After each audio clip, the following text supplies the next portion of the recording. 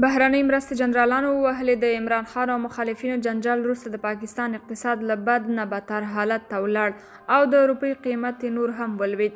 دا چې څنګه نور جزئیات په همدغه ویډیو کې راسره وګورئ او چینل هم سبسکرایب کړئ. په پاکستان کې د روانې سیاسي ترنګلتیا، غلاو او په سیمه کې د ترهګرۍ د ملاتړ له امله د دغه هیواد اقتصاد له بد نه بدتر حالت ته ورسید او د بهرنۍ اسعارو په مقابل کې د روپۍ قیمت بې ساري کچې ته ولوېد.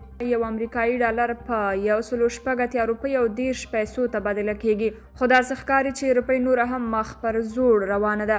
د تیرې یوې میاشتې په دوران کې د ډالرو قیمت 8.95 روپۍ زیات شوی او روپۍ ښکته لوېدلې. تېره اونۍ موډیز په خپل راپور کې ویلي و چې پاکستان په اقتصادي درجو کې له B څخه C ته لوېدلی او د دغې درجې د هیوادونو لپاره سخته ده چې د خپلو اسعارو ارزښت بیرته پورته کړي. د اقتصادي چارو پوه طاهر امین د روپۍ د ارزښت د کموالي عوامل په پاکستان کې روانه سیاسي بې ثباتۍ ښیي او وایي اوس په نړیوال بانک هم خپل فنډونه ودروي. د IMF سره د اصلاحاتو لپاره شوی تړون به هم ودرېږي.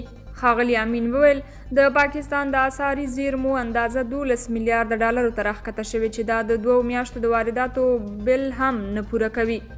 ویل کېږي چې پاکستان د تېرو 20 کلونو په ترڅ کې د ترهګرو د ځپلو په نامه له نړیوالې ټولنې او په ځانګړې توګه له متحده ایالاتو څخه له 10 میلیارډو ډالرو څخه ډېرې پیسې او وسایل ترلاسه کړل، خو څه یې جنرالانو خپلو بانکي حسابونو کې واچولې او ډېری نور یې د هغو وسلوالو په روزلو او تنبیلولو باندې ولګولې چې په افغانستان کې د تېر جمهوري نظام پر ضد جنګونه کول او ملي بېخ بناوې یې ویجاړولې.